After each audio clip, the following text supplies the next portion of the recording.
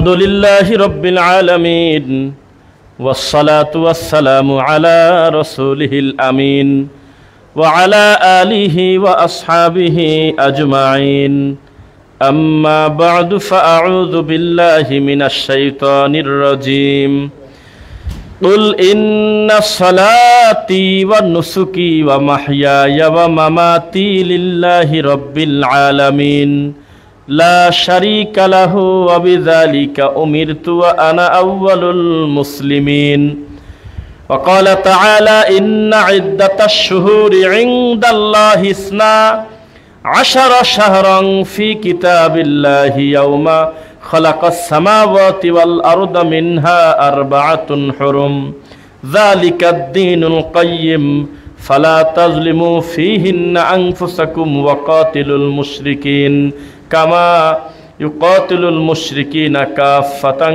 কামা ইউকাতিলুনাকুম কাফা ওয়া আলামু আন্নাল্লাহা গনিয়্যুন হামিদ। আলহামদুলিল্লাহ, প্রশংসা আল্লাহর জন্য, শান্তি অবতীর্ণ হোক আল্লাহর রাসূলের উপরে। আল্লাহুম্মা সাল্লি আলাইহি আল্লাহুম্মা বারিক আলাইহি। আল্লাহর অশেষ শুকরিয়া। বৃষ্টি, রোদ, যাই কিছু হোক না কেন আমাদের উপরে, যেই বিষয়ে আমাদের কোনো হাত নাই, আল্লাহর সিদ্ধান্ত, এগুলোর ব্যাপারে আমাদের চিন্তা থাকবে যে আল্লাহ আপনার সিদ্ধান্ত আমরা মেনে নিলাম, আলহামদুলিল্লাহ।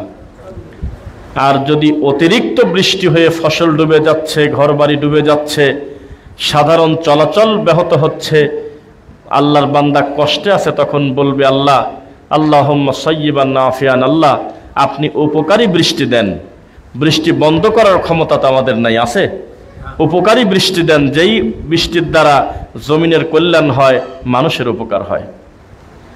তো যে কথা বলতেছিলাম, যে মাসে আমরা আসি, আরবিতে এই মাসটার নাম কি বলেন? জিলহজ, জুলহিজ্জা।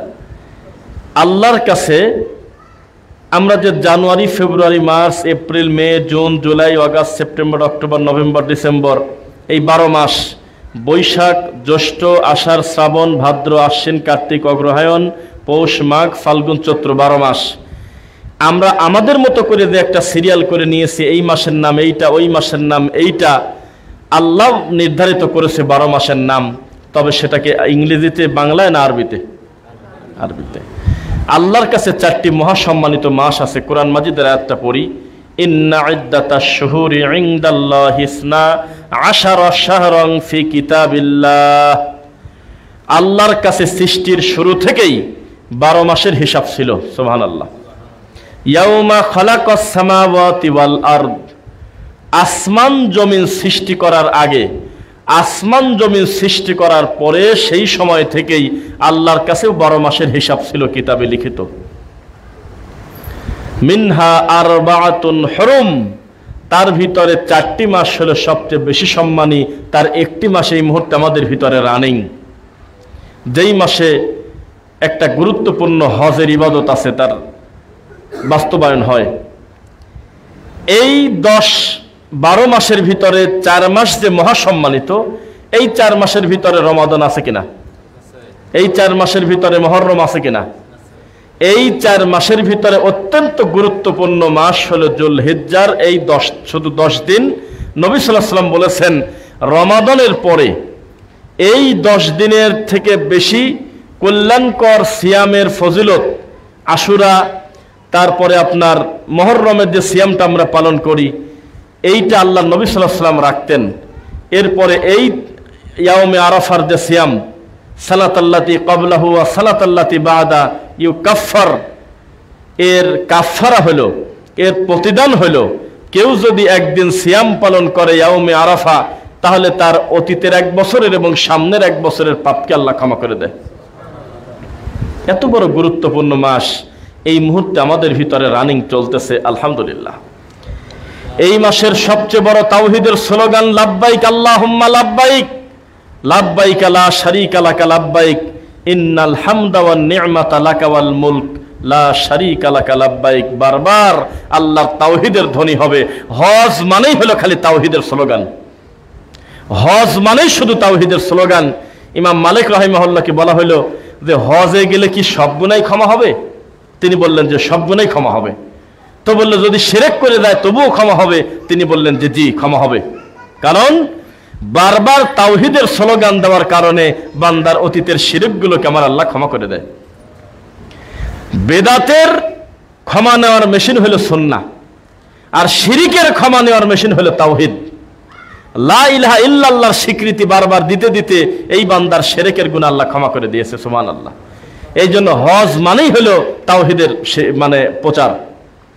হজ করার পরেও যারা বালা ব্যবহার করে, অষ্টাধাতু আংটি নেয়, তাবিজ ব্যবহার করে, তারা মানসিক প্রতিবন্ধী, তারা বুদ্ধি নাই, তাদের জ্ঞান নাই, তারা অযোগ্য, তারা মানুষ নামের অমানুষের মতো তারা কর্ম করেছে। কারণ হজ মানেই হলো তাওহীদের স্লোগান। এখানে ও তাবিজ পেল কোন জায়গা? এই মানেই তো আমি শিরককে কোরবানি করে দিলাম, এর মানেই তো আমি সমস্ত অন্যায়কে আমি দূরীভূত করে দিলাম। অথচ সে বাড়ি এসে অনেক হাজি গলায় তাবিজ নেয় কিনা, হাতে বালা নেয়। আর আমাদের এলাকায় একটা বালা আছে, সে বালাটা একটু মোটা, ওটাকে বাতের বালা বলে বা এরকম। ওই বালা, কালারিং বালা দেখলেই আমরা বুঝতাম দিনই মনে হয় হাজি। অধিকাংশ হাজির হাতে, মুরব্বী মানুষের হাতে এরকম একটা বালা থাকতো। তার দাবি এই বালাটা হাতে নিলে বাতের ব্যথা ভালো হয়। নাউজুবিল্লাহি মিন যালিক। তো যে কথা বলতেছিলাম, এই তাওহীদের স্লোগান দেওয়ার, বেশি বেশি তাকবীর দেওয়ার মাস হলো এই জিলহজ মাসের প্রথম 10। বলেন তো পৃথিবীতে আল্লাহর কাছে সবচেয়ে বড় ধ্বনি, সবচেয়ে বড় স্লোগান, সবচেয়ে বড় জিকির চারটা। এই চারটা কেউ কি বলতে পারবেন কি কি? আলহামদুলিল্লাহ, আমাদের ইমাম সাহেব বলছে, সবাই বলেছেন সুবহানাল্লাহ, আলহামদুলিল্লাহ, লা ইলাহা ইল্লাল্লাহ, আল্লাহু আকবার। সিরিয়াল যদি করেন আল্লাহকে ডাকার জন্য সবচেয়ে সুন্দর শব্দ কোনটা, জিকির, এই চারটা প্রথমে আসবে। এই চারটার স্লোগানের ব্যাপারে বারবার উৎসাহিত করা হচ্ছে।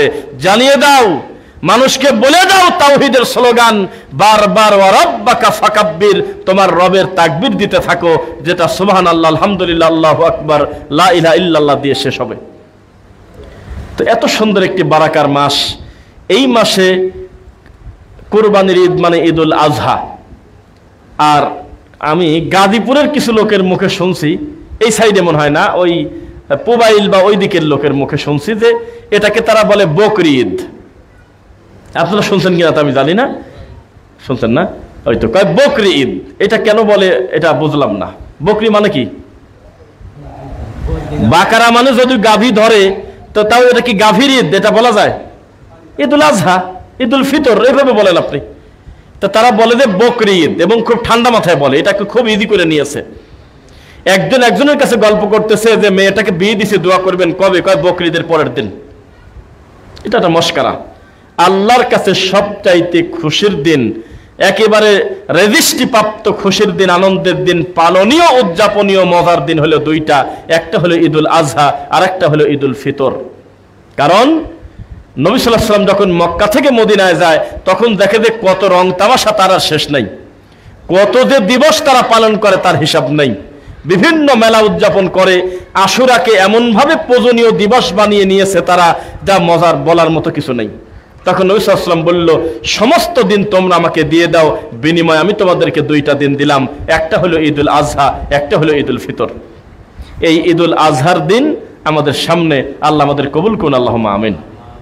এই ঈদুল আজহাকে, কুরবানিকে কেন্দ্র করে অনেক জাল হাদিস, মিথ্যা কথা, ভুল তথ্য, ভুল আমল আমাদের সমাজে আছে কিনা বলেন? আছে।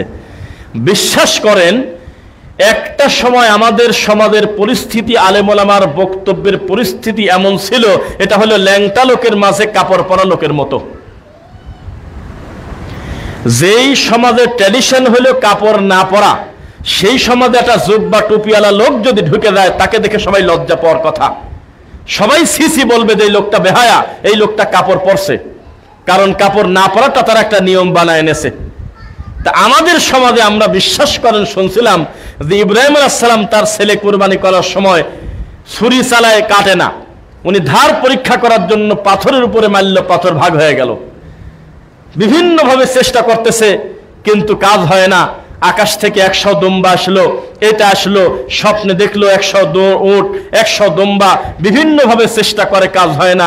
তখন আল্লাহ বলল, তোমার সবচেয়ে প্রিয় জিনিস, এমন কোনো কথা আল্লাহ বলেই নাই, ডাইরেক্ট বলছে ছেলেটা কোরবানি দিয়ে দাও। একের কোরআনের আয়াত। একটা বারও বলে নাই আকার ইঙ্গিতে তোমার প্রিয় জিনিস, আমি ঘোড়া পাঠাবো, কি এইটা করবো সেটা করবো, কিছুই বলে, ডাইরেক্ট বসে ছেলে কোরবানি দিয়ে দাও। ইন্নী আরা ফিল মানাম আন্নী আযবাহুকা ফানজুর মাযা তারা। বাদান, আমি গত রাতে স্বপ্ন দেখছি। আচ্ছা, মজার কথা, স্বপ্নই দেখলো এক রাত। আর এই বেদাতি হুজুররা আমাদের বোঝাইছে প্রথম রাতে আল্লাহ বলছে যে তুমি তোমার সবচেয়ে প্রিয় জিনিস কোরবানি দাও, তখন নাকি 100 উট কোরবানি দিয়ে দিয়েছে। অথচ ইব্রাহিম আলাইহিস সালাম গরিব নবী, দুনিয়াবি সম্পদের দিক থেকে দুনিয়ার সবচাইতে গরিব মানুষ হলো তিনি, তার প্রথম সিরিয়ালে তিনি উট পেল কোন জায়গা? কয়দিন আগে তিনি তার পরিবারকে রেখে আসলো কোথায়? তিনি নিজে বলতেছে যে তার উপার্জন চলন ক্ষমতার পরিস্থিতি কেমন, সেই মানুষের উপরে আমরা মিথ্যা আরোপ করলাম। 100টা উট তিনি কোরবানি করলেন, নাউজুবিল্লাহ মিন যালিক। আল্লাহর কাছে পছন্দ হইল না, পরের দিন তিনি 100 দুম্বা কোরবানি করলেন, তাও হলো না। এভাবে বিভিন্ন জিনিসের নাম হতে হতে তিনি তার ছেলে কোরবানি করলেন। এ কথা মিথ্যা কথা, এটা নবীর প্রতি অপবাদ দেওয়া, কোনো আলোচনা নাই। ডাইরেক্ট বলছে ইন্নী আরাফিল মানাম ইয়া বুনাইয়া, হে আমার কলিজার টুকরা সন্তান, ইন্নী আরাফিল মানাম, আমি স্বপ্ন দেখছি রাত্রিবেলা, আন্নী আযবাহুকা, আমি তোমাকে জবাই করতেছি, ফানজুর মাযা তারা, এটা আমি দেখছি, তুমি কি বলো? তখন ছেলে কি বলেছিলেন? সাতাজিদুনি ইনশাআল্লাহ মিনাস সাবিরিন, কোনো চিন্তা করবেন না, ইনশাআল্লাহ আপনি আমাকে সবরকারীদের ভিতরে পাবেন। ঘটনা শেষ। কিসের সাথে কি লাগায় ঘন্টার পর ঘন্টা, বিশেষ করে আজকের জুমায় এবং তার পরবর্তী জুমায় অধিকাংশ মসজিদে ইব্রাহিম আলাইহিস সালাম এবং ইসমাঈল আলাইহিস সালামের ঘটনাকে মিথ্যা উল্টা পাল্টা জিনিস লাগায় দিয়ে রং ঢং করে মানুষকে মিথ্যা কথা বলে। আল্লাহ হেফাজত করুক, আল্লাহুম্মা আমিন। এরপরে মানুষকে বলা হচ্ছে কোরবানি শুরু হয়েছে ইব্রাহিম আলাইহিস সালাম থেকে, ঠান্ডা মাথায় বলা হচ্ছে। এবং একটা দেখলাম, আপনার এটা হাত দিয়ে বোঝানোর জন্য সুবিধা হবে, দেখবেন যে বহু ইবাদতের জিনিস মসজিদে, মাদ্রাসায়, রাস্তায় দেওয়া থাকে না? এটা হলো এই জিকির, উপরে ওঠার সময় আল্লাহু আকবার, নিচে নামার সময় সুবহানাল্লাহ, বিভিন্ন কিছু লেখা থাকে না?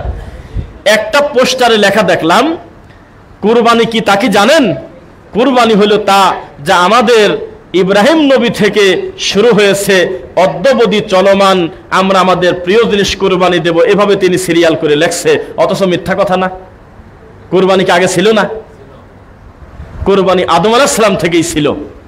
আপনি কথা বলতে পারেন যে আমরা যে কোরবানি দিচ্ছি এই প্রক্রিয়াটা, এইটা শুরু হয়েছে ইব্রাহিম আলাইহিস সালাম আবুল আম্বিয়া থেকে, কিন্তু কোরবানি আদম আলাইহিস সালাম থেকেই ছিল, সিস্টেমটা ছিল। দলিল ওয়াতলু আলাইহিম নাবু আবনাই আদম বিল হক, আল্লাহ তার নবী সাল্লাল্লাহু আলাইহি সাল্লামকে বলতেছে, মুহাম্মদ সাল্লাল্লাহু আলাইহি সাল্লাম, আমি আপনাকে আদম নবীর 2 ছেলের ঘটনা বলি। ইয করবা কুরবানান ফাতুকুব্বিলা মিন আহাদিহিমা ওয়া লাম ইউতাকাব্বাল মিনাল আখার। আমি 2 ছেলের কুরবানির ঘটনা আপনাকে বর্ণনা করি। যখন তারা, এই কথাটা এভাবে লেখা নাই, তবে হাদিসে আছে যে কি নিয়ে শুরু হয়েছিল কুরবানির বিষয়টা। শুরু হয়েছিল বোনকে বিবাহ করা নিয়ে। শরীয়তের বহু কিছুই এক নবীর সময়ের জিনিস আর এক নবীর সময় ভেরি করে নাই। এক নবীর শরীয়ত আর এক নবীর সময় অনেক কিছু ভেরি করে নাই, পরিবর্তন হয়েছে। একটা জিনিস সব সময় ছিল ঠিক, সেটার নাম হলো লা ইলাহা ইল্লাল্লাহ। এইটা পরিবর্তন হয় নাই, কিন্তু আইনগত পদ্ধতি পরিবর্তন হয়েছে বহু জায়গায়। যেমন বহু হারাম হালাল হয়ে গেছে, বহু হালাল হারাম হয়ে গেছে, সিস্টেমের উপরে, সময়ের উপরে। তো আদম আলাইহিস সালামের সময় কোরবানির সিস্টেম এইভাবে পশু কোরবানি ছিল না। তাদের ভিতরে যদি কোনো সিদ্ধান্তে পৌঁছানোর ব্যাপারে আল্লাহর দিকে তাকানো লাগতো, তখন একে অন্যকে বলতো আমরা কোরবানি পেশ করি। আমাদের কোরবানি যদি উপর থেকে আগুন এসে যদি পুড়ে যায়, যারটা পড়বে বোঝা যাবে যে সে তার কোরবানি কবুল হয়ে গেছে। এটা একটা সিস্টেম ছিল। তো 2 ভাই যেহেতু বোনকে বিবাহ করা নিয়ে কাহিনী, এক জোড়াটা বিপরীত জোড়া না করে উনি ওনার জোড়া নিতে চাচ্ছে, তখন আল্লাহর পক্ষ থেকে এটা তো গ্রহণ করা হবে না। তখন তারা 2 ভাই কোরবানি পেশ করলে আল্লাহর কাছে, যে আমরা কোরবানি দিই আল্লাহর কাছে। তো একজনের কোরবানি আকাশ থেকে আগুন এসে জ্বলে গেল, আর একজনেরটা ওইভাবে থাকলো। যার কোরবানিটা আল্লাহ কবুল করলেন তিনি তো সন্তুষ্ট হয়েছে, আলহামদুলিল্লাহ, আল্লাহ সিদ্ধান্ত মেনে নিয়েছে। কিন্তু যারটা কোরবানি কবুল হয় নাই, এখান থেকেই শুরু হয়েছে মানুষ হত্যা, মার্ডার।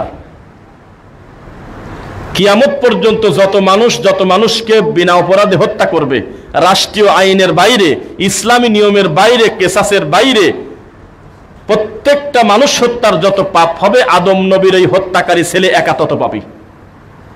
কারণ হত্যা প্রথা তিনি সর্বপ্রথম চালু করেছেন। কথা কি বুঝতেছেন আমার? কতল হত্যা অধ্যায়টা পড়ে দেখবেন, সহিহ হাদিসের কিতাবে আছে। এই যে ইসরায়েলে নিরীহ মুসলিম ভাই বোনদের, ফিলিস্তিনের ভাই বোনদেরকে মারতেছে ইসরায়েলরা, গুন্ডারা মারতেছে না? বাংলাদেশে একে অন্যকে দলীয় কারণে, হিংসার কারণে, গৌরবের কারণে, চেয়ারের কারণে, পদমর্যাদার কারণে, অর্থের কারণে মারতেছে না মানুষ হত্যা? এই লোকটা হত্যা করে যত পাপী, আদম নবীর ছেলে অটোমেটিক তত পাপী। যেমন এখানে একটা লোকের ধান ক্ষেত বা এটা ক্ষেত খামার, তার নিজস্ব পার্সোনাল জমি, এর ভিতর থেকে আপনি অকারণে রাস্তা, এই জমি ভেদ করে ফসলের ভিতর দিয়ে আপনি চলে গেলেন। কিছু সময় পর মনে করলাম যে আমিও যাই, শর্টকাট হবে, এদিক দিয়ে এত দূর ঘুরে আসার থেকে মাঝখানে একটু মানুষ গেলে দেখবেন যে ধান ভাগ হয়ে যায়, আমিও গেলাম। এরপরে আরো 5 জন যেতে যেতে ওই দিক দিয়ে যদি মরা পর্যন্ত যদি রাস্তাও হয়ে যায়, আর ওই মালিক যদি কষ্ট পায় যে আমি তো রাস্তা চাইছিলাম না, কোন এক শয়তানের কারণে এটা রানিং হয়ে গেছে, যত মানুষ আমরা এই রাস্তা দিয়ে যাব তত মানুষের পাপ ওই লোকটার একা তত পাপ হবে। এটা হলো সাদাকা জারিয়া, একটা হলো গুনাহে জারিয়া। বোঝেন এটা? মানে নেক কাজের প্রচলন করলেও নেকি, আবার মন্দ কাজের প্রচলন করলেও গুনাহ আছে কিনা? আছে। তো যে কথা বলতেছিলাম, তো ওদের ঘটনাটা সংক্ষেপে বলবো যাতে আমরা এখানে আসতে পারি। তো যার কুরবানি কবুল হলো না, খেয়াল করবেন, ইয করবা কুরবানান ফাতাকুব্বিলা মিন আহাদিহিমা ওয়া লাম ইউতাকাব্বাল মিনাল আখার, একজনের কুরবানি কবুল হলো আর একজনেরটা হলো না। তখন একজন আরেকজনকে বলতেছে ক্বালা লা আকতুলান্নাক, যারটা কুরবানি হয় নাই সে আরেক ভাইকে বলতেছে আমি তোমাকে এখনই জবাই করব, হত্যা করব, মেরে দেব, কতল করব।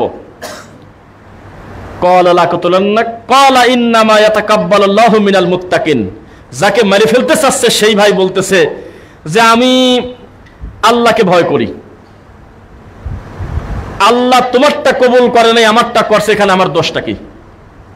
লাইম বাসাত্তা ইলাইয়া ইয়াদাকালি তাকতুলানি মা আনা বিবাসিতি ইয়াদিয়া ইলাইকালি আকতুলাকিন্নি আকাফুল্লাহ, আমি বলবো তুমি আমাকে হত্যা করো না, তারপরেও যদি তুমি গায়ের জোরে আমাকে হত্যা করো, ইন্নি আখাফুল্লাহ, আমি আমার আল্লাহকে ভয় করি।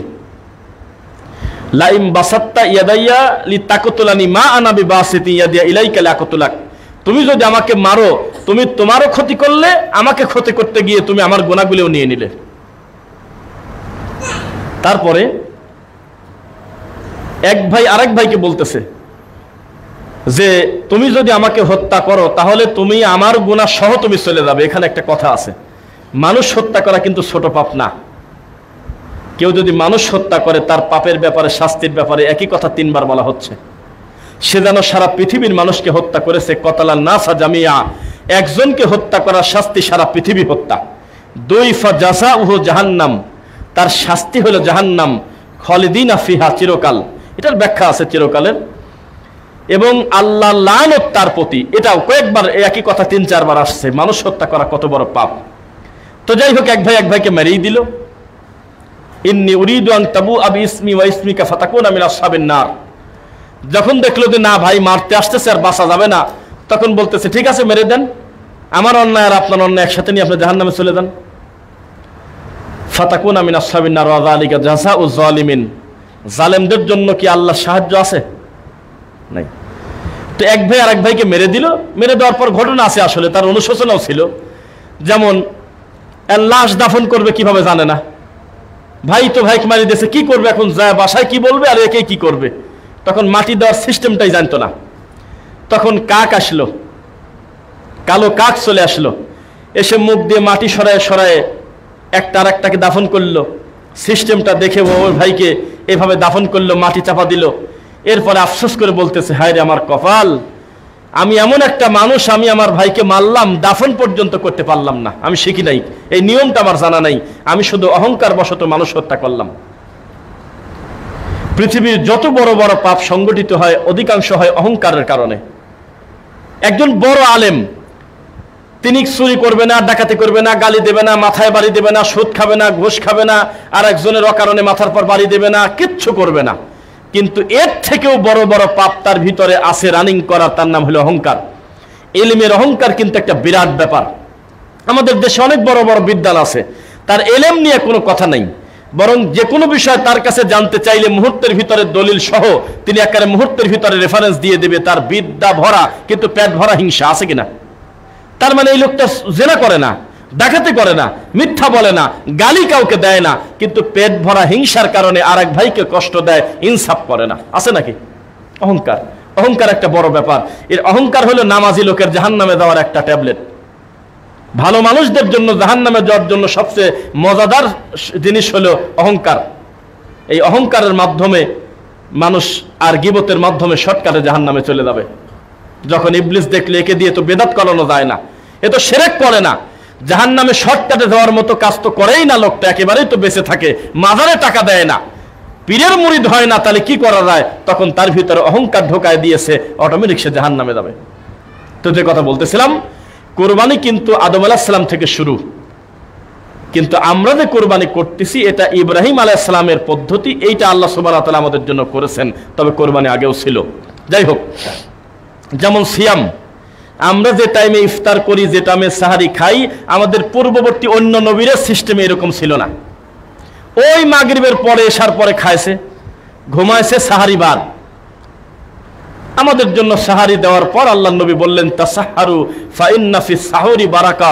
কতই না খুশির খবর, তোমাদের পূর্ববর্তী ভাইরা সাহারি পায় নাই, তোমরা সাহারি পেয়ে গেলে, তোমরা ইচ্ছাকৃতভাবে সাহারি ত্যাগ করবে না, এটা বরকত আছে। আলহামদুলিল্লাহ, অনেক জিনিস পরিবর্তন হয়েছে, কিন্তু কি জিনিস পরিবর্তন হয় না দেখি বলেন তো? হ্যাঁ, মনে আছে একটা জিনিস কোন নবীর ব্যাপারে পরিবর্তন হয় নাই, সেটা হলো লা ইলাহা ইল্লাল্লাহ। এটার অর্থ কিন্তু তাওহীদ। এটার অর্থ কি? তাওহীদ। এই তাওহীদ যেখানে, শিরিক নাই সেখানে, সুন্নাহ যেখানে, বেদাত নাই সেখানে, বেদাত যেখানে, সুন্নাহ নাই সেখানে। তো এই মাসে কত কাজ আমরা মনে করে নিয়েছি শুধু কোরবানি করাই কাজ, এটা একটা অবশ্যই ইবাদত, কিন্তু আরো তো অনেক কাজ আছে। আল্লাহর জিকির আছে না, তাসবিহ আছে না, আছে। সকাল সন্ধ্যা জিকির, বেশি বেশি তাকবীর পাঠ করা, অনেক কাজ আমাদের আছে।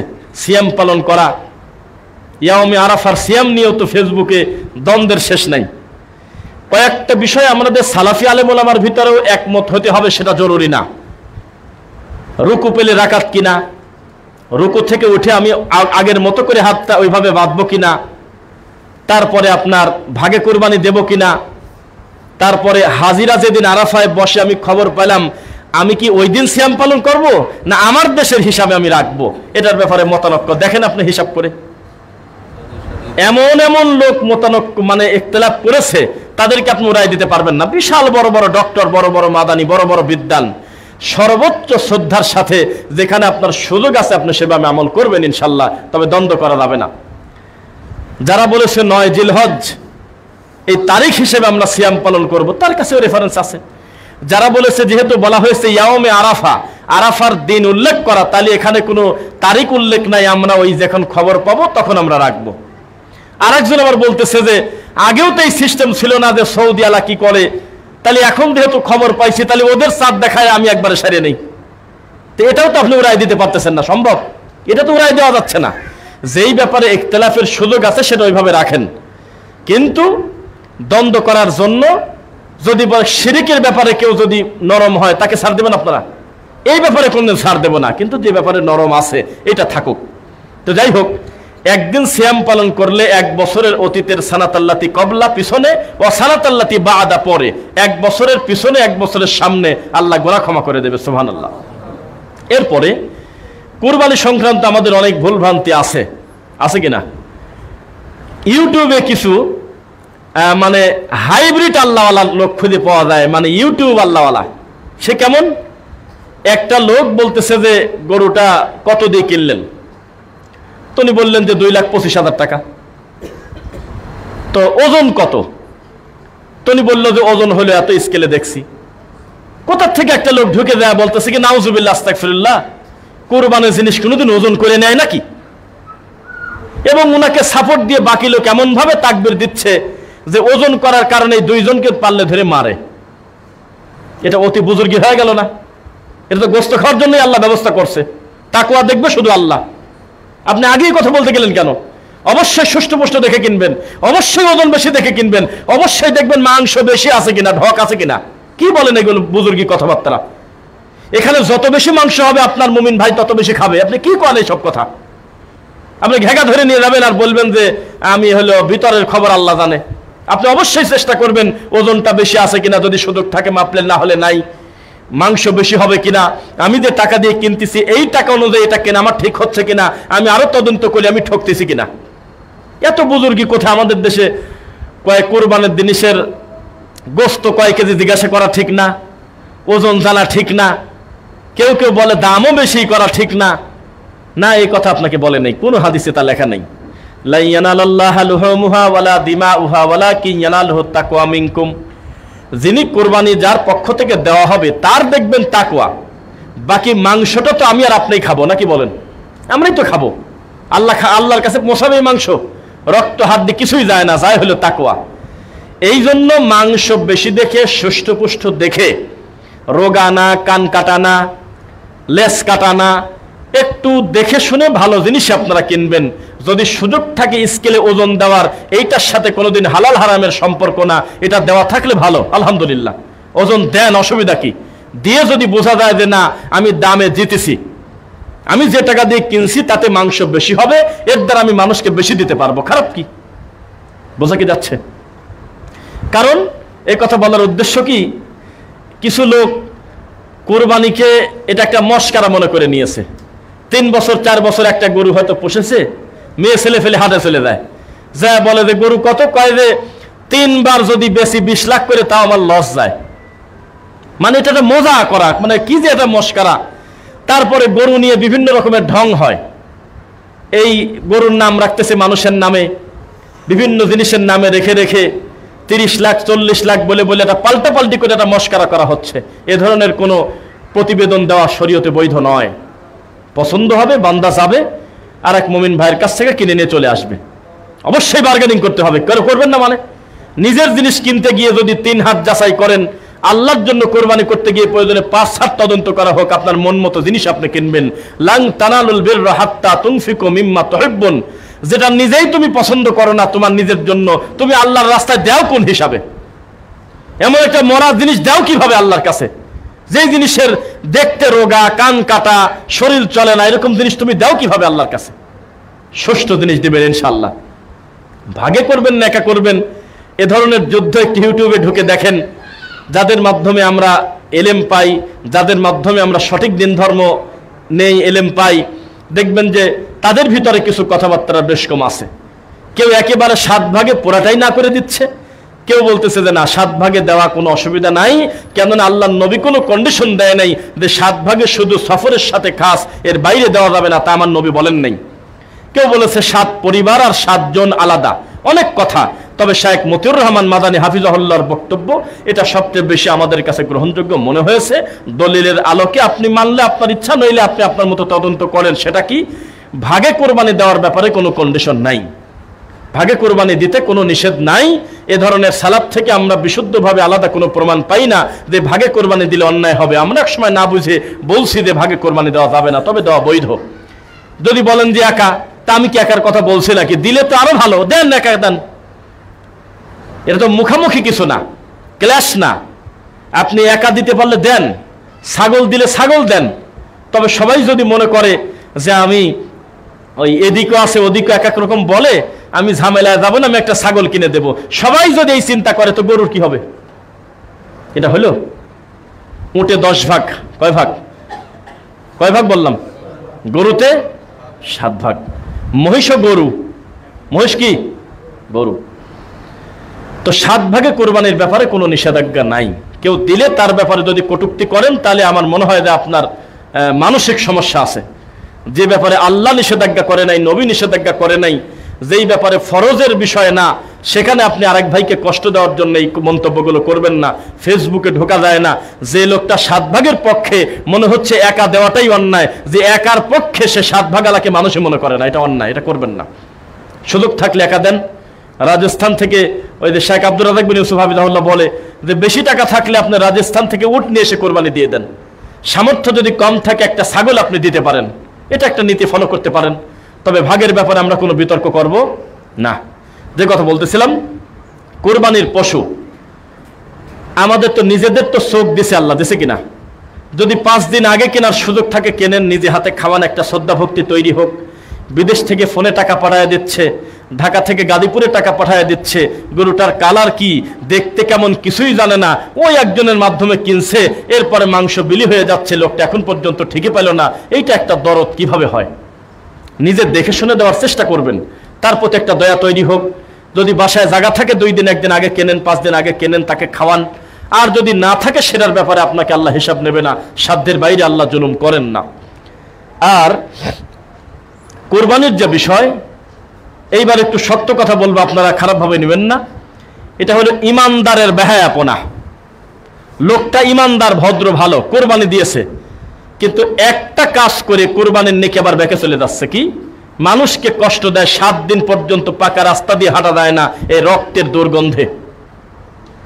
মরা কুত্তা মরে গেলে যে গন্ধ হয় তার থেকে বেশি কঠিন দুর্গন্ধ হয়।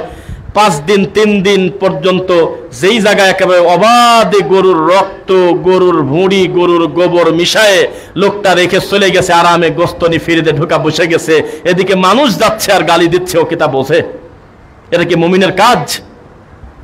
রাস্তা থেকে কষ্টদায়ক জিনিস সরায় দেওয়া হলো ইমানদারের ইমানের শাখা। আর আমাদের দেশের শাখা কি? আপনি গলিতে গলিতে ঢুকতে পারবেন না। এদেরকে আমি বলি হলো ছোট লোক, এটা হলো নোংরা, খাটাস। এরা হলো ওই কি বলবার, ওদের কিছু কিছু সাধু বাবা দেখেন না রাস্তায় ঘুরে, এক ইউটিউবার বলতেছে যে আপনার মাথায় জট হয়েছে কত বছর? কয় যে 2 বছর 4 মাস। গোসল করেন না কতদিন? তো কয় এতদিনই। কবে গোসল করবেন?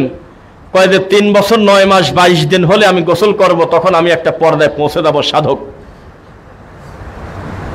আমাদের ভিতরে এরকম কিছু খাটাস প্রকৃতির লোক আছে, একটু মাটিটা খাল করে গভীর করে অথবা ড্রেনের ব্যবস্থা থাকলে একটু কষ্ট করে দিতে পারে, ভালো ব্লিচিং পাউডার দিয়ে একবার জায়গা 5 বার পানি দিয়ে ঝাড়ু দিয়ে পরিষ্কার করে যদি প্রত্যেকে যার যার দায়িত্বে করে, কতই না ভালো হয়। গ্রামগঞ্জের রাস্তা দিয়ে 5 দিন 10 দিন পর্যন্ত হাঁটা যায় না। আমান একটা গরুর যত পেটের নাড়ি ভুড়ি ফেলা রাখছে রাস্তার কোনায়, পাকা রাস্তার এই পাশে জবাই করছে, ওই পাশ গড়ে পুরা রাস্তা দিয়ে রক্ত চলে গেছে, এই রক্তের গন্ধ তাকে প্রায় 7 দিন। এইটা কোন হাদিসে আছে? এইটা আপনি পাইলেন কোন জায়গা বলেন? কোরবানি করে কতটুকু নেকি পাইছেন তা আমি জানি না, এই মানুষকে কষ্ট দিয়ে পুরাটা ব্যাকে চলে গেছে, এটা বোঝা যায়। এই কাজ করবেন না, মনে থাকবে। পরিচ্ছন্ন মুমিন হলে পরিচ্ছন্ন, পরিবেশ সুন্দর, আল্লাহ নিজে সুন্দর, তিনি সুন্দরকে পছন্দ করেন। এমন কোনো কাজ করবেন না যেটা বেহায়াপনা। এই কারণে আমরা কুলুপ ধরে যারা খক খক করে কাশে তাদের বিরোধিতা করি। আর আপনি কি বলেন এগুলো?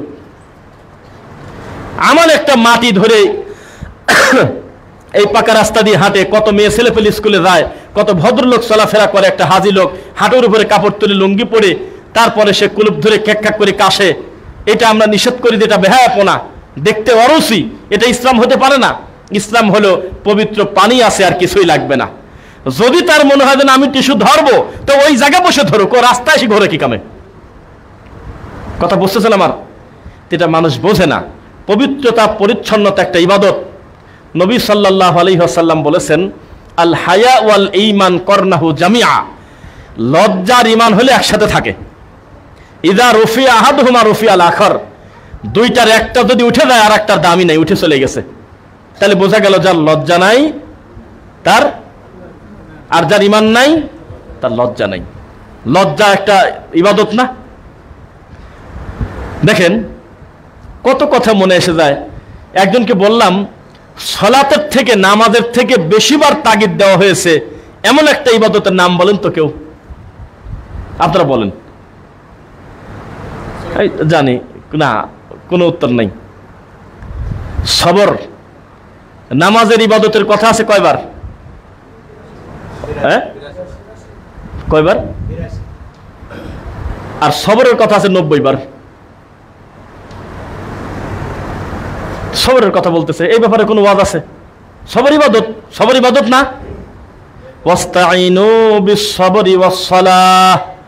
সালাতের মতো দামি ইবাদতের গাছ সাথে লাগানো রয়েছে সবরের কথা, ধৈর্যের কথা। অথচ এই ইবাদতের ব্যাপারে আমাদের কোনো ভূমিকাই নেই।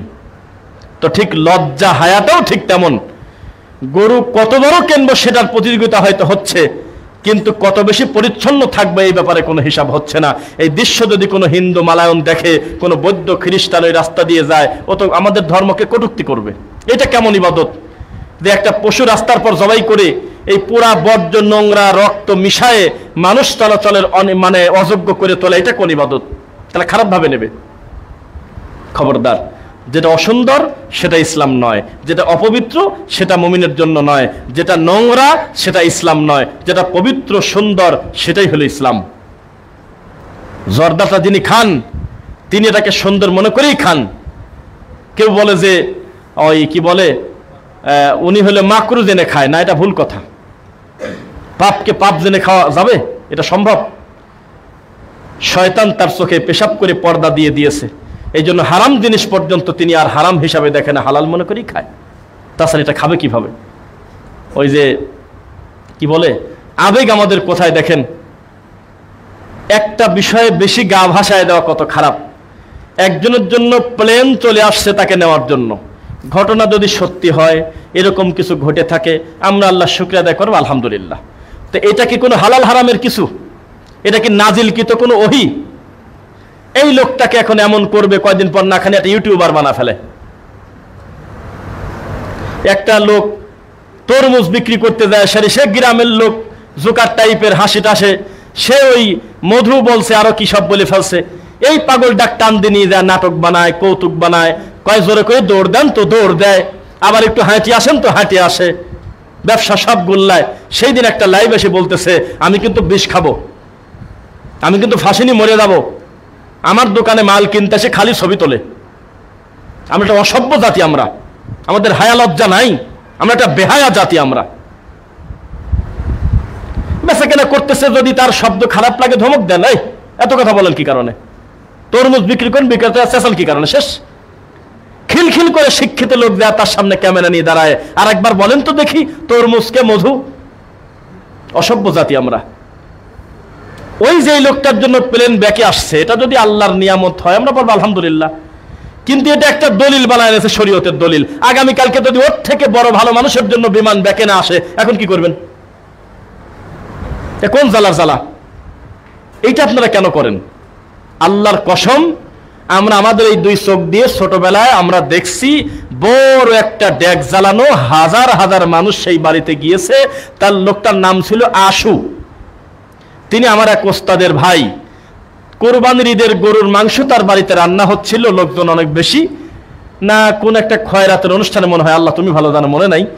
এখন ওই প্রচার হয়ে গেল আল্লাহ লেখা একটা গরুর গোস্তের পিস, যতই ওটা নিচে দিক বারবার উঠে চলে আসে, বিভিন্ন লোকজন চলে আসতেছে ওটা দেখে আসি। পরে ডাইরেক্ট কথা আমরা পালাম না যে আলিফ লাম লাম হা এটা আছে কোন জায়গায়, কেউ বলে না, খালি বলে বোঝা যাচ্ছে, মনে হয়, হতে পারে, এত সময় ছিল, এই তো দাগ দাগ দেখা যায়। তো গাছে গাছে আল্লাহর নাম, গোস্তে আল্লাহর নাম পাওয়া গেল, গরুর 6টা পাও আছে, আমিন না লিখে যাবেন না, এটা পাগলের কারবার না? কত আবেগ আমাদের। একজন লেখছে ফেসবুকের ওসিলায় এত এলেম পাচ্ছি যার শেষ নাই, তবে একটা ঝামেলা, আমল করার টাইম পাচ্ছি না। একটু পরপর নবীর হাদিস 40টা, একটু পরপর বুখারীর নাম্বার সহ হাদিস পেশ আছে, কিন্তু যে পোস্ট দেয় ও আমল করার সময় পায় না। এত হাদিস আমল করবে কোন জায়গা? মানুষ হয়ে গেছে একটা অসভ্যের মতো। প্রতিদিন তার 5টা পোস্ট করা লাগবে, একটু পরপর নিজের ছবি ফেসবুকে দেয়, এটা লজ্জাও তো লাগে। আমাদের থেকে খুব বেশি মানুষের সামনে আল্লাহ আপনাদের কি চলায়? মিনিটে মিনিটে ছবি পোস্ট দিয়ে কি বোঝাতে চাচ্ছেন? ব্যক্তিত্ব নাই। ওই কোরবানির পশুটার অন্তত 10টা ছবি তুলে আপনি ফেসবুকে বারবার দিচ্ছেন যে 1,30,000 দিয়ে কিনছি, ঠগা হয়েছে নাকি? কি কয় এগুলি? এটা হলেও একই জিনিস একদম 10-20 হাজার টাকা কম বেশ হতে পারে কিনা?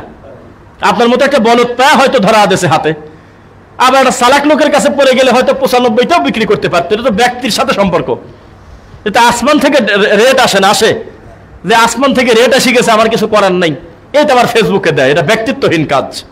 কোরবানির পশু এহরামের কাপড় পরে সেলফি দেওয়া দেখছি আমি। এহরামের কাপড় পরে সেলফি দিয়ে লাগতেছে, এহরামের কাপড় পরে আমাকে কেমন লাগছে বন্ধুরা? হতে গেছে, হোমরাতে গিয়েছে। তো এই যে একটা ব্যাপার, মানুষ লোক দেখানোর জন্য আজকে প্রতিযোগিতা করতেছে। দুই ভাই দ্বন্দ্ব করে, ঝগড়া করে, কোরবানির পশুর দাম হয়তো 1 লাখ, উনি জোর করে 2 লাখ টাকা বাড়িয়ে দিচ্ছে, দিয়ে ইউটিউবারদেরকে নিয়ে এসে বিভিন্নভাবে মস্কারা করা হচ্ছে। ইবাদতটাকে আমরা বানিয়ে নিয়েছি লৌকিকতা, রিয়া। একটা লোক দেখানো ইবাদতের কথা কোরআন মাজিদে আছে কিনা বলেন? ফাওয়াইলুল লিল মুসাল্লিন, আপনি কাকে কি বলতে চাচ্ছেন? লোক দেখানোর ইবাদত থেকে আমরা বেঁচে থাকবো ইনশাল্লাহ। এরপরে কুরবানির দিনের করণীয় বর্জনীয় সম্পর্কে আমরা আগামী একটা জুমা পাওয়া যাবে, সেখান যে দায়ী আসবেন শুনবেন, তবু আমি একটু টাচ করি। ঈদুল ফিতরের দিনে আমরা ঈদুল ফিতরের দিনে ঈদের মাঠে যাব কিভাবে বলেন? কিছু খেয়ে না খেয়ে? কি এতগুলো লোক ভুল করে? খেয়ে যাব আমরা। খেজুর খাবেন, মিষ্টি খাবেন, মিষ্টি জাতীয় খাবার খেয়ে যাবেন। আর ঈদুল আজহায় না খেয়ে যাবেন। যেই কুরবানির পশু আপনি কাটবেন, কোরবানি করবেন আল্লাহর জন্য, আপনার আজকের দিনের প্রথম খানা হবে ওইটার মাংস দিয়ে খাওয়া। কথা বুঝতেছেন? এটা সুন্নাহ। আমাদের পাবনাতে বলে এটা হলো ইফতার করা। ইফতার করা মানে সব জায়গায় পণ্ডিতি, যেখানে যা না লাগায় দিয়েছে এটা ইফতার। এই পদ্ধতিটা একটা সুন্নাহ, যে আল্লাহ চান যে আপনি যে কোরবানিটা দিলেন আজকের দিনের সবচেয়ে ভালো কাজ হলো কোরবানি করা। সেই কোরবানির পশুর মাংস দিয়ে প্রথম খাবারটা আপনি খান। আল্লাহর কসম 1, আল্লাহর কসম 2, আল্লাহর কসম 3। গত পরশুদিন আমাকে ঢাকার একটা ভাই ফোন করে বলতেছে, আমি একটা কোরবানি কিনছি, আমার ইচ্ছা হলো নিজে হাতে কোরবানি করা। আলহামদুলিল্লাহ। তো কয় সমস্যা হলো আমার স্ত্রী গর্ভবতী। তো এটা কোন প্রশ্ন? আপনি উত্তর দেন। আছে, আমার কাছে আছে, হোয়াটসঅ্যাপে আছে। এখন আমি এটা কি কোরবানি করতে পারবো?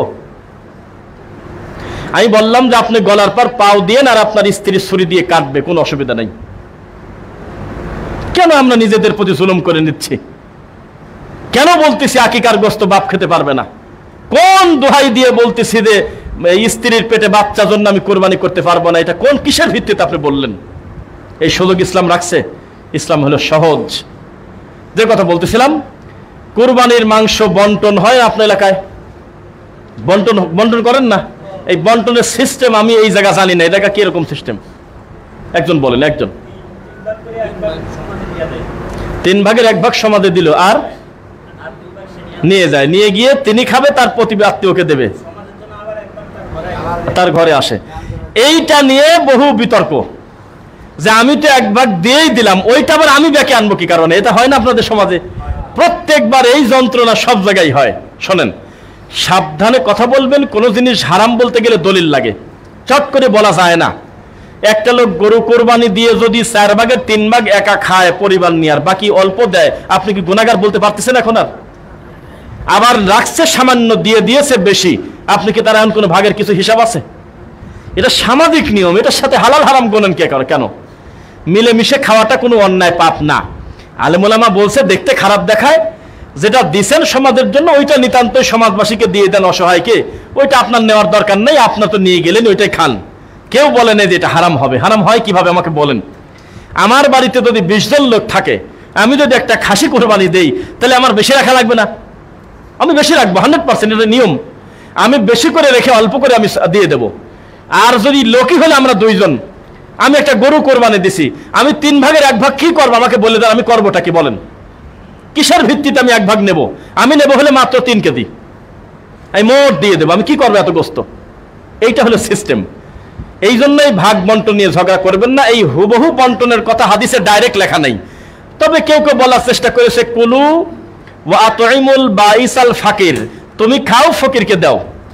কুলু ওয়া আতইমুল কানিয়া ওয়াল মুহতার, তুমি খাও, যে চাইতে আসে তাকে দাও, যে চায় না তাকে দাও। তাহলে 3 রকম হলো না? এরকম তারা বিভিন্নভাবে বোঝানোর চেষ্টা করেছে।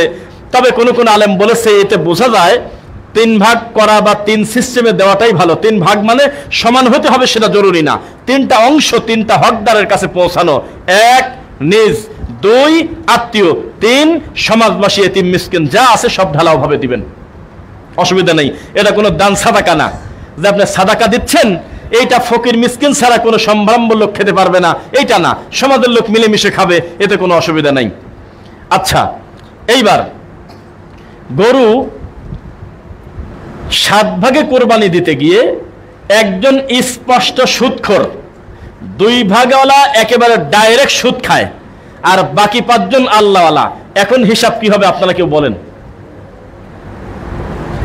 আমরা সবাই জানি উনি সুদখোর, আর আমরা 5 জন ভালো, তাহলে এখন কি হবে হুকুম?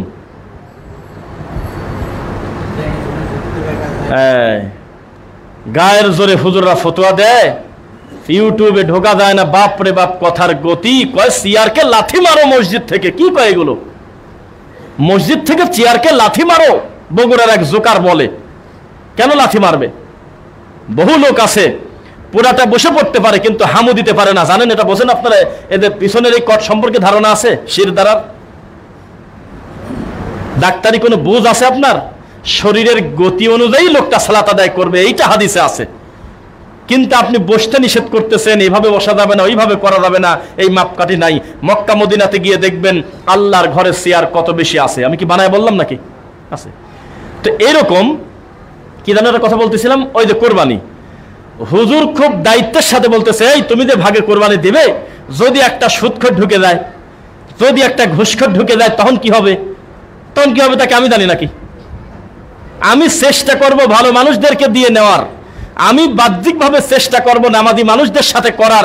এরপরেও যদি একটা সুদখোর ঘুষখোর আমার ইচ্ছায় অনিচ্ছায় পরিস্থিতির কারণে, লোক না পাওয়ার কারণে হয়, তার গুনাহ তার, আমারটা আমার। আমি কারোর বোঝা বহন করব না। লা তাজিরু ওয়াজিরাতু ওযরা উখরা, কেউ কারোর বোঝা বহন করবে না।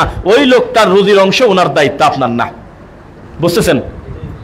আর যদি বেশি ইমানদার হন, তাহলে আল্লাহর ঘরের জুমার খুতবায় ঘোষণা দিবেন, কোন সুদখোরের সঙ্গে আমরা কোরবানি দেব না। ইমামের মুখ দিয়ে বলায় নেন, সামাজিকভাবে একটা প্রক্রিয়াতে নিয়ে আসেন। কিছুই বললেন না, তাকে বানাইছেন কমিটির বড় দায়িত্ব, তার কাছ থেকে লাখ লাখ টাকা নিয়ে মসজিদের ছাদ দেন, আর এই কোরবানি করার সময় লোকটার নাম ধরে এরকম করবেন, কিভাবে করবেন? ওই লোক যদি সুদখোর হয়, তো 20,000 টাকা কিস্তি তুলেছেন, ওটা সুদ কিনা? সুদ কি নরম পাপ না শক্ত পাপ? যদিও অনেকের কাছে এখন একটু নরম নরমই লাগে। পোল্ট্রি নেছে না অনেকেই, ঠান্ডা হয়ে গেছে। একটা হুজুর বলতেছে যে, একজনকে বড় করতে গিয়ে বলতেছে যে, খায় না কিনা? আমিও তো খাই, আমার হুজুরের আমার রুমালটাও তো সুদের টাকায়। কোন? জি না, সারা পৃথিবী সুদ খেলে বলতে হবে পাপ। যত বড় ইমাম হোক, অন্যায়কারী হোক, সুদকে যদি আপনি নরম গুনাহ মনে করেন, আমি আপনাকে অসুস্থ মনে করি, সুস্থ মানুষ মনে করি না। যেই পাপের শাস্তি হারবিন মিনাল্লাহি ওয়া রাসূলি, আল্লাহ এবং তার রাসূলের সাথে যুদ্ধ করার মতো পাপ, আপনি কি মস্কারা পাইছেন এগুলো নাকি? এত বড় পাপ কি নরম করে ফেলবেন?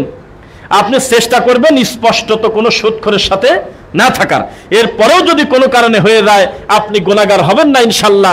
আপনার অন্তরের খবর আল্লাহ জানেন, ওনার অপরাধের শাস্তি ওনার হবে। আচ্ছা, গেল। সুদ খাওয়া বড় পাপ না তাবিজ কবদে বিশ্বাস করা, পীর মুরিদি করা বড় পাপ? সুদ খেয়ে লোকটা নিজের ক্ষতি করেছে, কাবিরা গুনাহ। আর শিরিক করে লোকটা ধর্মের ক্ষতি করে লোকটা একেবারে বেঈমান হয়ে গেছে। এখন কি করবেন? কত পীরের মুরিদের সাথে, তাবিজের ব্যাপারী, গলা ভরা তাবিজ, তারপরে হাতে বালা, কত রকমের মানতের লোকের সাথে মিলে আমরা চলতেছি। কি করব বলেন? পাপীকে পাপী বলে জানবেন। আর এই কথাটা মিথ্যা, এই কথাটা একটা ধোঁকা, যে পাপকে ঘৃণা করো পাপীকে নয়, এটা কোনো কথা না। এটা নাস্তিকদের কথা, এটা মুসলমানের কথা না। পাপকে ঘৃণা করো পাপীকে না, এটা কি বললেন আপনি? একটা জেনাকারিনী মহিলাকে বললেন যে আমি তোমাকে অনেক ভালোবাসি, শুধুই পাপটাকে ঘৃণা করি। পাপ কিনা? পাপ কি কারোর নাম? পাপীকে ঘৃণা করতে হবে। তাহলে পাপ থেকে বেঁচে থাকা আপনার জন্য সহজ হবে। ভালো মানুষদের সঙ্গে উঠা বসা করবেন, কিছুই না হোক আতরের ঘানটা তো গায়ে লাগবে। ভালো মানুষদের সঙ্গে চলাফেরা করবেন। আল্লাহ তৌফিক দিক, আল্লাহুম্মা আমিন। আচ্ছা, অনেক কথা মনে পড়তেছে, দ্রুত বলে ফেলি। ঈদুল আজহা হোক, ঈদুল ফিতর হোক, ঈদের সালাতের সাথে সাথে একে অন্যের সঙ্গে মুসাফা করে কোলাকুলি করবেন, ঠিক কিনা বলেন? সবাই তো ঝুলে ঝুলে মারিয়ে দিচ্ছেন আপনারা। বাপ ছেলের সাথে কোলাকুলি করতেছে, আপন ভাই ভাইয়ের সাথে কোলাকুলি করতেছে, অথচ কেবল দুইজন একসাথে বাড়িতে আসলো। কি কয় এগুলো? এটার নাম দেশে সুন্নাহ। মুআন, যদিও কোলাকুলি কিন্তু হাদিসে নিষেধ। কোলাকুলি বলে কোনো হাদিসে কোনো কথা নাই। কোলাকুলি মানে একে অন্যকে বুকের সাথে জড়া ধরে উল্টে ফেলানো, এরকম কোনো কথা কোরআন হাদিসে নাই। এটার নাম মুআনাকা নয়। হাদিসে আছে হলো মুসাফাহা, মুআনাকা। মুআনাকা কিসের সাথে কি মিলানো? হ্যাঁ, আর আমরা পেটের সাথে পেট মিলাই না, তো এটা কোলাকুলি। আগন্তুক অনেকদিন পরে আমি আজকে খুতবা দিতে আসলাম, আপনি আমার সাথে কোলাকুলি করবেন, মুআনাকা করবেন। অনেকদিন পরে আমি এই মসজিদে আসলাম, আপনি আমার সাথে মুআনাকা করবেন। অনেকদিন পরে আমি আমার এক মুসল্লি ভালো ভাইয়ের সাথে আমি দেখা, আমি তার সাথে মুআনাকা করব। আপনি কেবল একসাথে চলাফেরা করলেন, ঈদের কারণে আপনাকে কোলাকুলি করতে হবে, এর কোনো বিধান শরীয়তে নাই। মনে কি থাকবে? এরপরে নতুন টাকা নিয়ে বসে আছে, তাকে সালাম করবে, তার নাম দিবে সালামি। এই শব্দটাই অসল। সালাম কি টাকার বিনিময়ে হয়? তো এই শব্দটা বাইর করছে কিনা? সালামি, কেউ কয় সেলামি, বিভিন্ন শব্দ বলে, সালামি বলে কোনো কথা নাই। এই কথা চলবে না। ঈদের দিনে মাকে সালাম করতেছে, মা তখন মাথাটা তুলে বেটাকে পকেট থেকে টাকা দিচ্ছে, কিছু টাকা দিচ্ছে আর কি। এই টাকা পেয়ে মা ছেলে বলতেছে আমি খুশি হয়ে গেলাম, আমার মা আমাকে সালামি দিল, নাউজুবিল্লাহ। তো সেজদা দেওয়া যাবে কাউকে? মাথা নিচু করে এভাবে কদম বুসি করা যাবে? যাবে, হিন্দু হলে যাবে, পীরের মুরিদ হলে যাবে, মুসলমান হলে যাবে না। মুসলমান হলো আসসালামু আলাইকুম ওয়াইদা হাইয়্তুম বিতাহিয়াতিন ফাহাইয়ু বিআহসানা মিনহা আও রুদ্দুহা। যদি তোমাদেরকে কেউ সালাম দেয় তোমরা তার থেকে বেশি করে দাও। বেশি করে মানে বলেন তো কি? রহমাতুল্লাহ বলে দাও।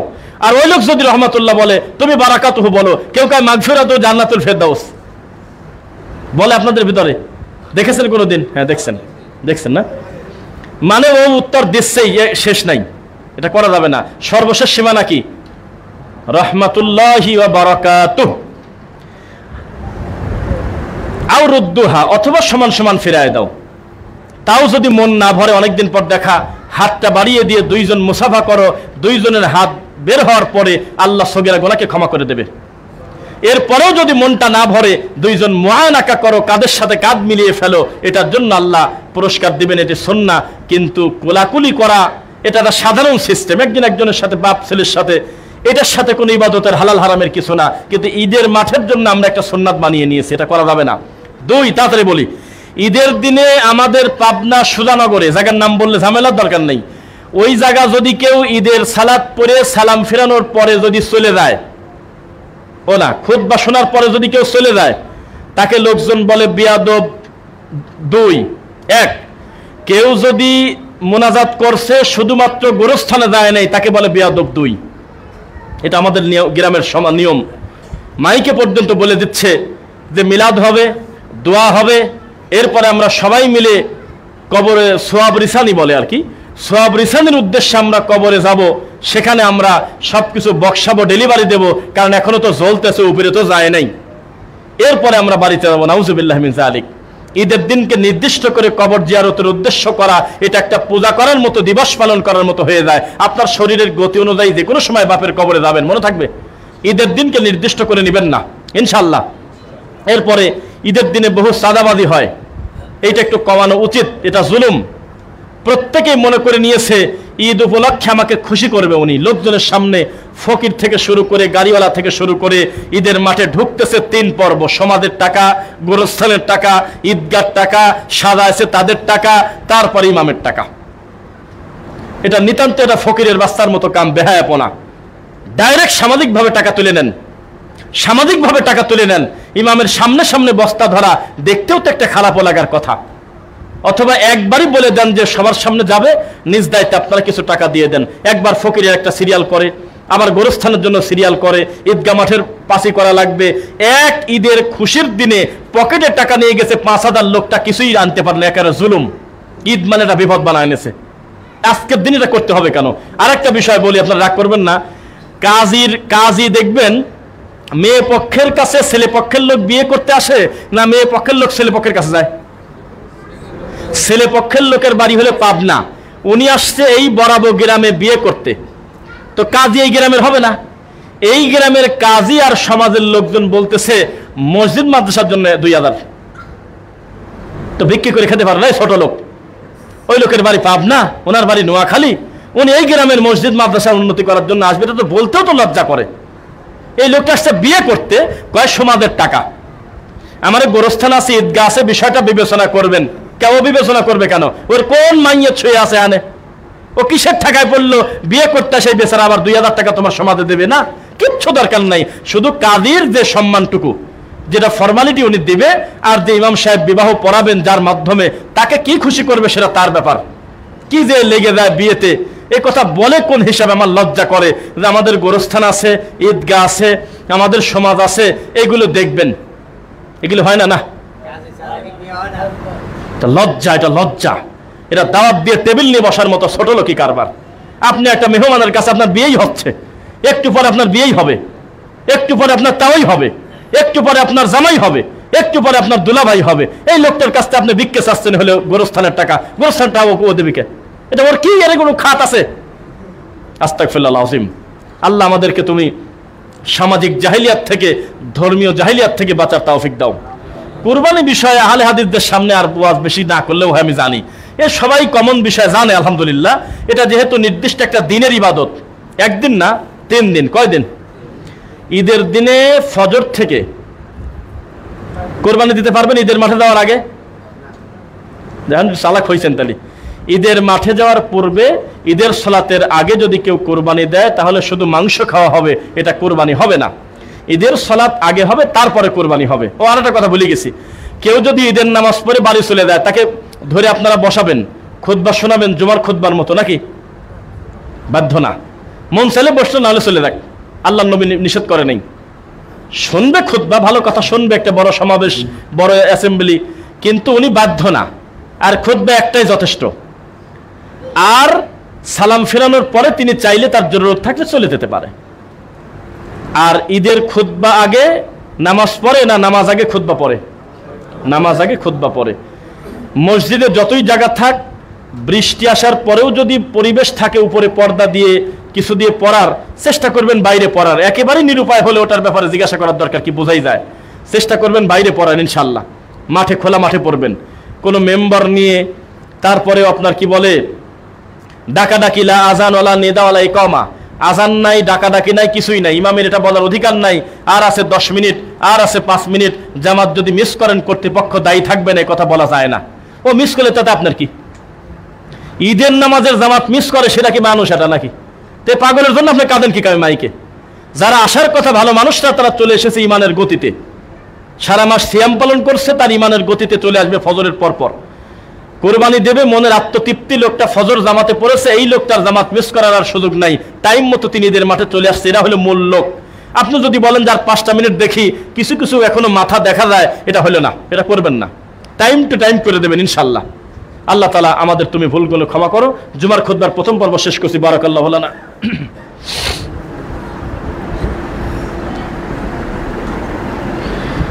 আলহামদুলিল্লাহ, ফাইন্না খায়রাল হাদিসি কিতাবুল্লাহ ওয়া খায়রুল হুদা হুদা মুহাম্মদ সাল্লাল্লাহু আলাইহি ওয়াসাল্লাম ওয়া শাররাল উমুরি মুহদাসাতুহা কুল্লু মুহদাসাতিন বিদআ ওয়া কুল্লু বিদআতিন দালালা ওয়া কুল্লু দালালাতিন ফিন্নার। রব্বিরহামহুমা কামা রব্বায়ানি সগীরা। রব্বানা আতিনা ফিদ দুনিয়া হাসানা ওয়া ফিল আখিরাতি হাসানা ওয়া কিনা আযাবান নার। রব্বানা মা খালাকতা হাযা বাতিলা সুবহানাকা ফাকিনা আযাবান নার। রব্বানা ইন্নাকা মান তুদখিলিন নার ফাকাদ আখযাইতা ওয়া মা লিল যালিমিনা মিন আনসার। রব্বানা ইন্নানা সামি'না মুনাদিয়ান ইউনাদি লিল ঈমান আন আমিনু বিরাব্বিকুম ফাআমান্না। রব্বানা ফাগফির লানা যুনুবানা ওয়া কাফফির আন্না সাইয়্যাতিনা ওয়া তাওফানা মা'আল আবরার। আল্লাহুম্মা আ'iজ্জিল ইসলাম ওয়াল মুসলিমিনা ফি ফিলিস্তিন। আল্লাহুম্মা আ'iজ্জিল ইসলাম ওয়াল মুসলিমিনা ফি বাংলাদেশ। আল্লাহুম্মা আ'iজ্জিল ইসলাম ওয়াল মুসলিমিনা ফি বাংলাদেশ। আলহামদুলিল্লাহ, আমরা মানে টাইমের বিষয় খেয়াল করছিলাম না, তারপরে বৃষ্টির কারণে হয়তো সম্ভবত কি কারণে বুঝলাম না, এখনো কিছু ভাই আসলেন একটু আগে। চেষ্টা করবেন আপনি আসার পরে জুমাতে আল্লাহর ঘরে আজান পড়ুক, ইনশাল্লাহ পড়েন। নিয়তটা এইভাবে করবেন, আমি যে মসজিদে সালাত পড়তে যাব, আমি যাওয়ার পরে যাতে আজানটা পড়ে। মনে থাকবে নাকি? বোঝেন নাই মনে হয়? মানে আমার সামনে মুয়াজ্জিন আজান দিক, তার মানে আমি টাইম মতো চলে যাব। এইটা আপনারা চেষ্টা করবেন। শুধু আব্দুল মুমিন ভাই, আব্দুল হক ভাই, এরা মনে রেজিস্ট্রি করা এই 2 জন লোকই আসবে নাকি নেবে, আপনার কোনো দরকার নাই। এটা হলো ইমানের গতিতে আপনি আগে আসবেন, ডানে দাঁড়াবেন, ইমামের কাছাকাছি থাকলেন, এরপর ধারাবাহিকভাবে সিরিয়াল আসবে। এর তো একটা পুরস্কারও আছে নাকি? আপনি ডিমও পাইলেন না, তাহলে লাভটা কি? উট পালেন না, গরু পালেন না, ছাগল পালেন না, তারপরে মুরগি পালেন না, ডিম পালেন না, কিছুই না, খাতা বন্ধ করে ফেরেশতা চলে যায়, তখন ঢোকে। এটা করা যাবে না। আল্লাহ তাআলা আমাদের অতীতের ভুলগুলো তুমি ক্ষমা করো।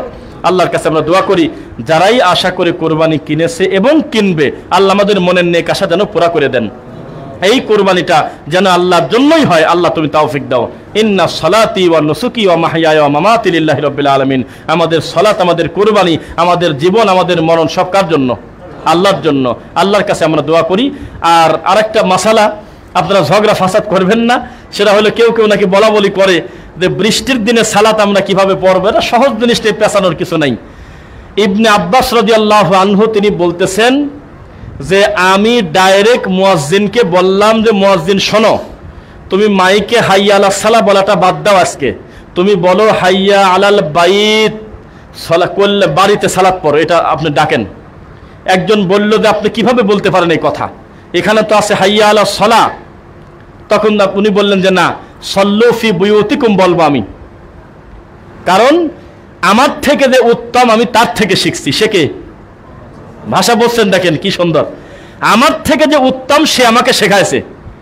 প্রবল বৃষ্টি, সবাই এটা করবেন, দেখেন প্রবল বৃষ্টি, তুষারপাত, মেঘ ডাকা, প্রচন্ড কাদার কঠিন বিকট ঠান্ডা কনকনে শীত যদি হয়, আল্লাহর বান্দা নিজের বাড়িতে সালাত জমা করে পড়ে নিতে পারে, এই বৈধতা শরীয়ত তাকে দিয়েছে।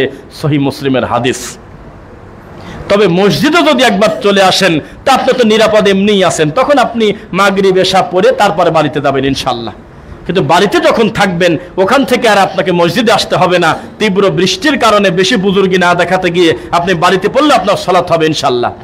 তবে এই দৃশ্য আপনারা কি দেখছেন কিনা, কয়েক বছর আগে সিলেটে সহ বেশ কিছু জায়গায় খুব বন্যা হলো না? কয় সালে ভাই?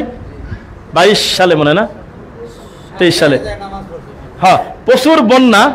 এর ভিতরে দেখলাম যে ওই কিছু বুজুর্গ দেখলাম যে পানির ভিতর নামি, হ্যাঁ, গলা পানির ভিতর নামি নামাজ পড়তেছে, আর লোকজন লাগতেছে আমিন আমিন। আমিন কিসের? কক্সবাজারে বেড়াতে গেছে, যা সেরে ওই পাথরের পর নামাজ পড়তেছে পানির ভিতরে, একেবারে এই পর্যন্ত পানি।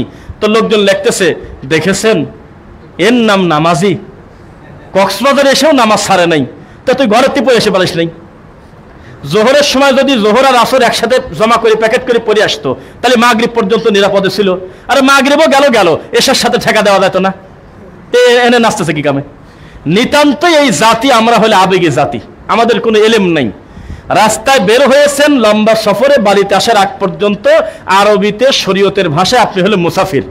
আল্লাহ সুযোগ দিয়েছে 2 রাকাত নামাজ করা, 4 রাকাতকে খাটো করে হাফ করছে, আপনি সুন্নাত পড়তে গেলেন কিসের জন্য? এখানে তো হিসাব আছে নাকি? এটা ফজরের 2 রাকাত আর বেতরের হিসাব কিন্তু বাদ, ওইটা আলাদা। কিন্তু যেখানে ফরজই অর্ধেক করা, আমি নিজে দেখছি আল্লাহর কসম, সুন্নাত নফল 17 রাকাত পড়তেছে, অথচ তার বাড়ি থেকে দীর্ঘ সময় তিনি পথ চলেছে না। শরীয়ত যেটা সহজ করেছে ওটা করেন, এই আমলটা বরং করাটাই ভালো, না করার থেকে বরং করাটাই বেশি সুন্নাহ। কারণ এখানে আল্লাহ সুযোগ দিয়েছে, সুযোগটা আপনার নেন।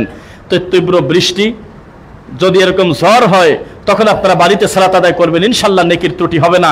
আর বেশি ইমানদারি দেখাতে গিয়ে এখানে আসলেন, ডাল পরে মরে গেলেন, অথবা বিদ্যুৎ চমকায় বিদ্যুৎ মাথার পর পরে পাবনা একটা গাছে দেখবেন 2 ভাগ হয়ে গেছে, ওই রকম যদি আপনার হয় তাহলে শহীদের দরজা তো দূরের কথা, আত্মহত্যার মতো গুনাহ হওয়ার সম্ভাবনা আছে অতি পণ্ডিতি করার কারণে। শরীয়ত কারোর প্রতি জুলুম করে না। পদ্মা সেতু যেদিন উদ্বোধন হয় সেদিন পদ্মা সেতুর উপরে আমাদের দেশের কিছু মুফতি জোহরের নামাজ পড়ছে, জানেন কি আপনারা? কেন নামাজ পড়ার জায়গা নেই? আর ওইটা পার হলেই তো মসজিদ আছে, এই পিছনেও মসজিদ আছে, ওখানেই যায় ও মরতেছে, পেশাব করতেছে কেউ ওই যে নেওয়ার জন্য। মেট্রো রেলের সিটের উপর লিখতেছে ওই জহরা প্লাস ইমরান। জাতি অসভ্য না? যেখানে যা করার দরকার সেটা করবেন। ঈদের দিন কোরবানি করতে হবে বিষয়টা তা না, ঈদের দিন তো ফজর নামাজের পরেও তো ঈদের দিনই কোরবানি করতে পারবেন। যখন যে আইন যেই সময় যখন করার দরকার আমরা সেটা করবো ইনশাল্লাহ। আল্লাহর কাছে বলি, আল্লাহ আমাদের ভুলভ্রান্তি ক্ষমা করো, এই যে সময়টা পার করছে এর জন্য আমার প্রতি দুঃখ রাখবেন না। এই বৃষ্টির ভিতরে যায় আপনি আর বাসায় কি বা করতেন, আমরা কথার একটা পর্দায় ছিলাম। আল্লাহ আমাদের ভুলভ্রান্তি ক্ষমা করে দিন, আল্লাহুম্মা আমিন। আল্লাহ, ইমাম বুখারী মসজিদ ও মাদ্রাসা কমপ্লেক্স থেকে তোমাকে আমরা জানাই, আমরা তোমার প্রতি সন্তুষ্ট আলহামদুলিল্লাহ। তুমি আমাদের সালাত আদায় করার মতো পরিবেশ করে দিয়েছো। দিন দিন তাওহীদপন্থী মানুষের সংখ্যা বাড়তেছে, আমরা আল্লাহকে ভয় করে আল্লাহর দ্বীনের উপরে থাকতে চাই ইনশাআল্লাহ। সুবহানাকা আল্লাহুম্মা বিহামদিক আশহাদু আল্লা ইলাহা ইল্লা আনতা আস্তাগফিরুকা ওয়া আতুবু ইলাইক।